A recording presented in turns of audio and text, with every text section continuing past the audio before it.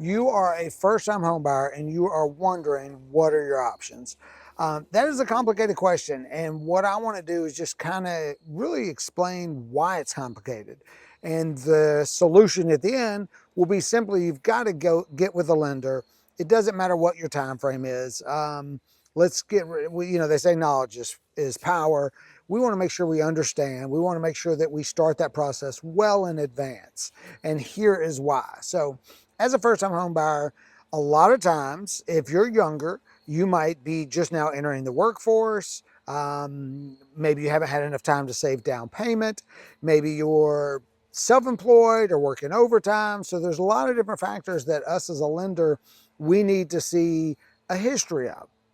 So that's why it's important for you to get started.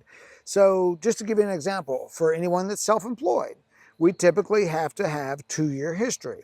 Now there are ways to get around it if you've worked in that business and then you just became self-employed over a year ago, that's a possibility. If you just changed over to self-employed now, that's going to be very difficult to obtain financing. There are lots of different loan programs. An example I give, and I'm kind of going to jump around, but the gist of this really I want to just show you is why it's complicated, why it's not a simple calculation you can run on your own, and that you need to speak with a lender and get pre-approved months, maybe even a year before you're considering buying. Parents, send this to your kids. If they're just getting out of college, let's not wait until, hey, today's the day, we decided, we got our job, and now we want to look at buying. Let's be prepared for that. Anyway, again, I told you I'd jump all around. So typically, the lower the down payment, you've got to have great credit, and you've got to have really stable income. So if you're the opposite, if you're self-employed, if you're commission, if you work a lot of overtime and you rely on that overtime to qualify, you might have enough base income that you don't need that to qualify. You could just use the base and you don't need the overtime. But a lot of people make significant income off their overtime and they want that to qualify. Well, when you do that, we have to have a history. There are certain first-time homebuyer programs, down payment assistance, where they require a 2-year history of those. So we've got to see that you have that income consistently. Self-employed, 2 years tax returns. There are bank statement loans that allow you to, if you've been self-employed for only 1 year and you really haven't filed tax returns, but you can give us 12 months bank statements and saying large deposits, that's an option for you, but it requires great credit, 720 credit score, I believe, and 25% down. So see how sometimes the more layers, the more complicated it is, the higher the down payment restriction might be, and the higher the interest rate is. So again, you should definitely be save as much money as possible. One thing the lender does look at, and this is like a thought process thing, is, okay, you live rent-free with your parents for a year and you only save $2,000. Why do we think you can all of a sudden make a $2,500 house payment?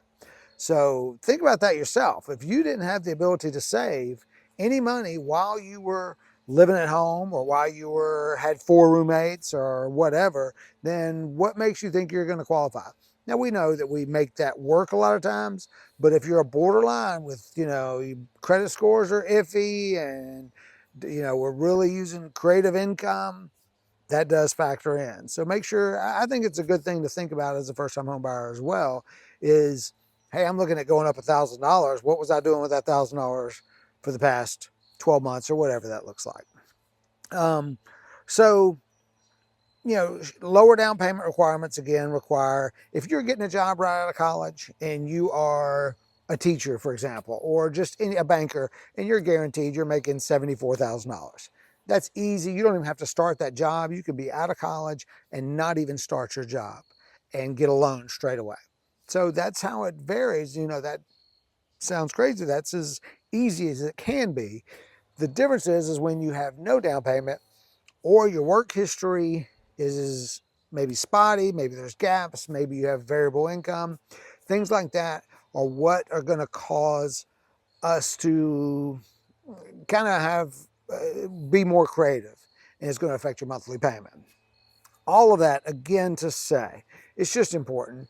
Go through the application process. Nobody wants to do it a year early. Nobody wants to provide those documents. Nobody, wants to go through that and feel rejected. And it shouldn't feel like a rejection. It's a plan. If I know that you're not buying for 12 months, I can look at your income and say, hey, this is what you're going to need to do, and this is what you're going to be able to afford. Or if you say, hey, we're looking to move to Georgia, we're looking at different jobs, but we know that we want to be in the $300,000 price range. Well, if that's the case, I'm going to tell you, well, you're going to need a job that pays this. I'm going to tell you what your income needs to be. If you're self-employed and we're waiting on you to file a tax return, I'm going, hey, when you're starting to write all those expenses, make sure you don't write everything off and not show any taxable income. You need to make sure you show a taxable income of this. Or we might say, hey, this is what the savings you need. Or maybe we've got to pay off a debt. We can help you. We can give you 30-day plans, 6-month plans, 12-month plans to build your credit. Even if you don't have great credit, or even if you don't have bad credit, if you have credit score that's a 710, if we can give you a plan to get to a 720 in 30 days or 60 days, that's going to save you in your interest rate and your closing cost. So all of these are reasons why you should speak to a lender, and do it plenty early. Make sure you have your ducks in a row, that you're prepared, so that you know when the time comes, when that deal of a house, or when grandma's like, I just want to sell, I just want to give it to Mary. Can she just finance and get me off the loan? You're prepared for that and you're ready. So start that process and just know what you're going to need to do in order to buy. And I can help you with that. You can start your application online. David Mansour for this, davidmansour.com, for this new generation that doesn't really like the face-to-face. We don't ever have to see each other. A lot of people, probably a good majority of my clients, we definitely talk on the phone, but we might not meet until the closing day. But then I do have people that first-time home buyers and your older generation that want to come sit at my desk and discuss. And we're happy to do either one of those. We can go streamline, everything's online, text and email, or we can sit face-to-face, walk through that process and talk about it. So I'm trying to create these videos so you can watch them on your own, but everybody's situation is different. So if you don't want to sit through a million videos, let's just have a conversation.